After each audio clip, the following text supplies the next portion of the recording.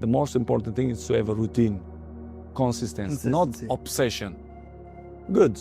Don't be like Cristiano, because Cristiano is crazy. Okay, but 20%, 25%, it's too much. Even my friends say that I'm sick to live that life. For me, it's not a big deal. I do it in a comfortable way, in a happy way. Yeah. For me, it's not sacrifice. You say, yeah, sometimes you don't want to go to the gym. Of course, no. But I go because I have a compromise with myself. But I'm not go happy every day. You think I'm wake up off the bed every day happy, or with my wife or with my kids? Sometimes I'm not, but it's part of our time. We are both the same. We feel this every time. Make effort in your health. If I said to you, you're only going to have one car the rest of your life, you can pick any car you want. I don't care what it is. It could be the most expensive car, the cheapest, I don't care, whatever it is. But that's the only car you're ever going to have. That's it. I'm never going to give you a different car. You're only allowed one car your whole life. You want to bet you would take care of that car? You want to bet you would put the best gas there? You want to bet you would change the oil all the time? You would get it tuned up? You would get it cleaned and washed? That car would be like brand new in 5 years still. Well, that's your body. You only get one body. That's it. But if there's one message I want you to walk away with today, it's this. You have to disappear. You stop announcing every move and start building something that speaks for itself. Disappearing means doing the work. It means doing the work in the dark. It means building in private what you don't need to prove in public. It means doing the work when no one's watching. You stop worrying about what people think and start valuing what you believe. Because a life that looks good or sounds good is nothing compared to a life that feels good. People only root for others at 2 times. First, when they're at the beginning of the race. Second, when they finish. Neither is when you need it. So, you have to master the middle. The boring, exhausting, soul-crushing middle. That's where the winning happens, on your own.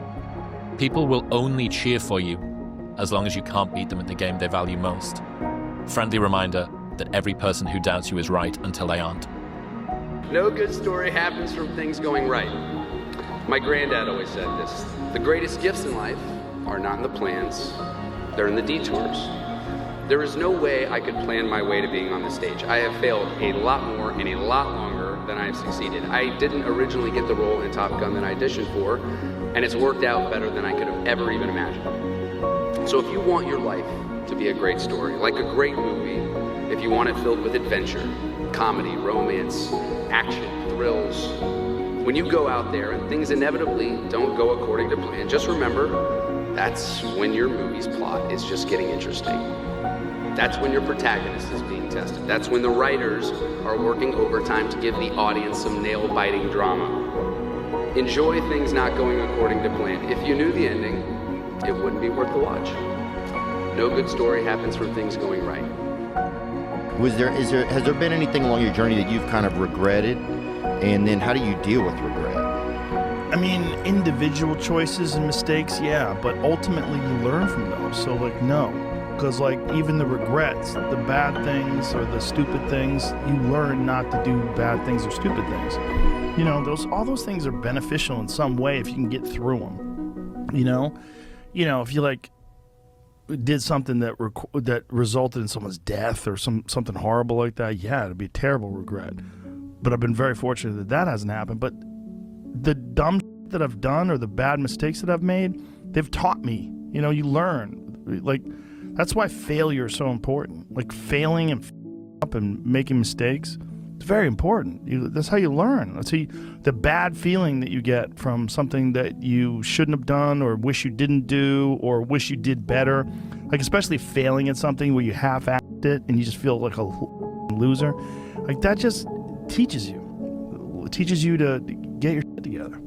Well, you have such a good ability to learn from those things. Some people, I think, kind of it's just like it gets repetitive for some people. That's dangerous. Yeah, it's dangerous to dwell on past mistakes because people sort of define themselves by the worst moments that they've ever had. And if that's the case, like some people are stuck in high school, You know, they're stuck in failures that they had like when they were first getting jobs, and they always think that they're a loser, and they don't like the feeling of failure, so they keep low expectations so that they never have to feel that.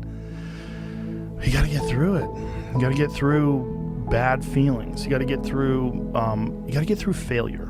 It's very important, and you get through it by just picking yourself back up and moving forward and going. But it's hard for a lot of people because that sting, they never get over it, the feeling of failure. And they don't have a good support system, like good friends. Like having a good community of friends is very, very important, because you could feel like down, like if a girl broke up with you and you feel like you're the worst, you're a loser, like you're a piece of, but then you go out with your friends and you have a few laughs, and next thing you know, you're laughing and you're like, I'm all right.